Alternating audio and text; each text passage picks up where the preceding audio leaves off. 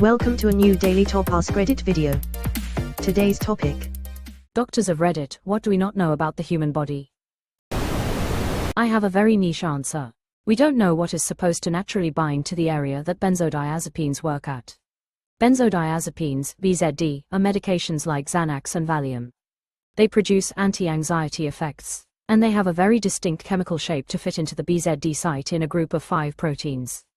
But we don't know what is supposed to go there. Many medications are analogues of naturally binding molecules that we copy and then use to create an effect. The BZD site is for something, we just don't know what.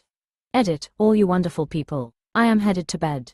I will answer anything else in the morning, and feel free to reach out if you ever have a question. Witnessing so many genuinely inquisitive and intelligent people has made my day. Please never stop learning. Thank you all. So essentially, we're trying to find the endo-benzo. Yes, we are, and I am so using that in the future. Ooh, this is a good one. I want to jump in that bonfire. Please do, we need the research. Doctor here. Off the top of my head, here's a few deceptively big ones. 1. We still aren't exactly sure how anesthesia works. We just know it causes certain effects, and they are useful so we use it. 2. Psychiatry is still shockingly infantile in our understanding of human disorders. It's constantly in a state of flux, we don't understand a lot about the meds we currently use, and the diagnostic criteria for disorders still changes as we realize, hey, maybe all these behaviors aren't the same source disorder. It's incredibly hard to diagnose when the criteria is largely based on self-report and subjective observations. 3. To a lesser degree than number 2, neurology is still learning a lot. It's further because you can observe more objective findings in neuro than psych, but we still struggle a lot with how brains function. 4. Immunology. Don't even ask me, because no one knows really. 5. Yawns. Still guessing on why that happens too. There's some theories, but that's the best we got. I read the word yawns and I instantly had to yawn. I overcame this base innate desire through sheer will. There's still a lot about the immune system that's undiscovered. We haven't figured out autoimmune diseases, e.g., MS, lupus. We know that for whatever reason some things flip a switch in people, but we haven't fully figured it out yet.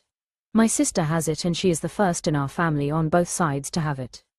It is so mind-blowing because she was perfectly fine and then one day she just fell ill. Tried to find out what happened to her and what's causing her illness, and it turned out to be an autoimmune disease. And wildly, when pregnant, symptoms seem to simply disappear from some people, like their lives are so different while pregnant, and as soon as they give birth the symptoms come back. It's wild. OBGYN here, we still don't know exactly what makes labor start. We know all about the mechanics and physiology, but we don't know what makes the average uterus say it's go time. Adding on to the OBGYN topic, the placenta is so understudied. I have a friend who got COVID while pregnant and you could see the areas of the placenta that were built during that time. The vasculature was different, almost thicker, than the rest of the placenta. It's freaking fascinating. I wonder if scientists are looking in the wrong place. Maybe it's not the mother that releases a chemical or whatever to trigger labor, but the baby itself that does. Before my, blessed, CSECI was having contractions for 50 hours straight on Pitocin and mifepristone and my body refused to dilate even 1/4 centimeter. I was sitting at 0, with contractions, for 50 hours. I know it was her fault because she's the most spitefully patient child I've ever met. She won't do anything she doesn't want to do and will flop on the ground and refuse to move if she's pissed off enough. Gentle manipulation is the only thing that works because she has gullible little baby brain. That's how I know it's the baby who decides. One of the few absolutes in medical science is that nobody born blind has ever developed schizophrenia. This fact is so goddamn interesting because to me, I will say, not at all educated in neuroscience or psychology, that has to mean that schizophrenia is intrinsically linked with vision specifically, because even though people with schizophrenia have visual and auditory hallucinations, born deaf people have been known to develop it. So what makes being able to see such an important factor in getting it? I need the smart people to figure it out stat. I've recently been diagnosed with PCA. Basically it's atrophy of the occipital lobe of my brain. It's a shit trip down the dementia highway, but given what I have experienced and what I'm likely to, the link seems plausible. If your eyes deceive you and you can't make sense of the world around you, shit gets weird. Ask any medical professional about immunology, so little known, so complex. Medical professional here and can confirm. Username checks out, just got my PhD in immunology. Time to shine, so many discoveries are waiting to be made. If only there wasn't a sudden war on sciences that would threaten my whole career. This is why it's hilarious that anti-vaxxers think they know what they're talking about at all. Astute observation, USMUTACCOUNT1. I'm an anesthesiologist. We still don't really know why inhaled volatile anesthetics like sevoflurane, the principal anesthetic agent used to maintain general anesthesia, work. We kind of have an idea of maybe how it happens, but really we don't know. It's commonly said in my field that whoever figures this out will win the next Nobel Prize in medicine. One of my favorite facts about anesthesia is that modern anesthesia was first made safe and reliable by John Snow, the same John Snow of the 1854 Broad Street cholera outbreak fame who gave much needed boost to germ theory. Anesthesia was apparently developed by dentists in the US, starting with ether but without accounting for Boyle's laws. Snow developed an apparatus that would standardize delivery to give patients a predictable dose. He also figured out doses by testing this on himself, which is generally attributed to him get a stroke and HSI demise at a relatively early age. John Snow is truly one of my favorite science people who did so much and are known for so little. John Snow was also the dude to be the first to give anesthesia to a royal by anesthetizing Victoria for her childbirths. He knows something, that John Snow. I had a lecturer at medical school say, half of medicine is made up, we just don't know which half. As a variation on this, half of what science knows now will be disproven in 50 years, we just don't know which half. Back in high school, my chemistry teacher said, science is supposed to change, shift and correct itself, that means scientists are doing their jobs. That always stuck with me. How basically any of medical science works in relation to women and their bodies, almost all the data is based on men, and a lot of it almost exclusively. This drives me crazy. The rules on clinical trials need to change to ensure that both genders are represented in the study findings. Selection criteria is always healthy men and postmenopausal women, when women's hormones have a massive impact on health for most of their lives, and it remains unstudied.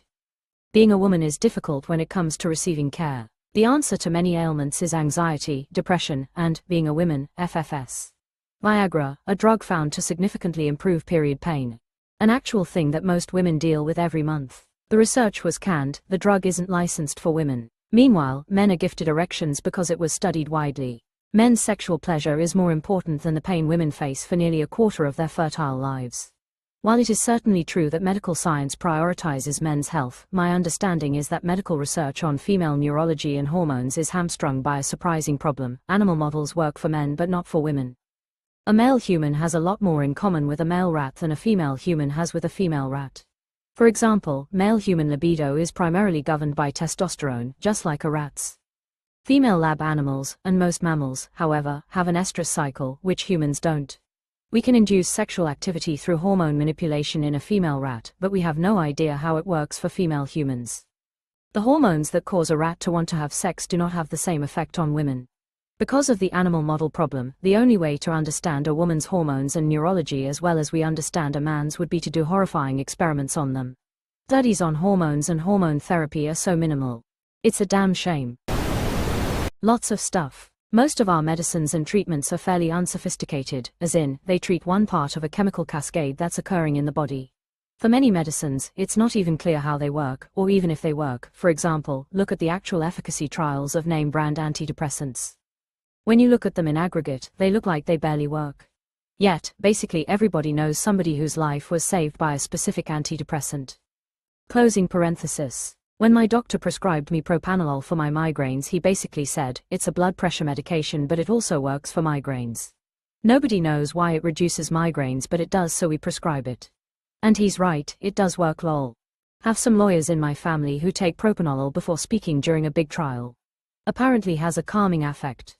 I wonder if some of the reason for that is that not all people diagnosed as having major depressive disorder have that as the main issue. I was diagnosed with MDD years ago and nothing ever worked, not meds, not cognitive behavioral therapy, nothing. Was diagnosed as an adult in my 40s with ADHD, was medicated and haven't had a major depressive episode since. MDD wasn't the cause, it was the symptom. As a therapist, I would go so far as to say that in the vast majority of cases depression and anxiety are both symptoms, not disorders in and of themselves. The biggest one I want solved. How we remember things, how does our memory work? Some headway has been made at MIT but it hasn't been completely cracked yet. If our brains were simple enough for us to understand them, we wouldn't be able to understand them. Bro with the shower thoughts. Me mentioning something about the TV remote reminded my dad of how back in his day it would work by clicking and that doing the dishes loudly would change the volume. Boggles my mind that there was some group of atoms, molecules that have stayed in the exact same conformation for decades just so he could remember that. Exactly right. It's bloody marvelous from how we went from non-cellular chemical lumps to this marvel of nature in 3B years. Like, how does this even work? How can a thing so small store so much data? I am amazed by our brain every single day, and hopefully I get to study it in more detail after some time. Not a doctor, but I study cell and molecular biology. The immune system is wildly complex and right now feels as though we're staring down into Mariana's Trench. Why is it that it's so hard for us to figure it out? It's so frustrating that we know very little about conditions like arthritis, lupus, etc. The thing is, if you think about your immune system, it has to be able to fight off multiple diseases, bacteria, infections, viruses, etc.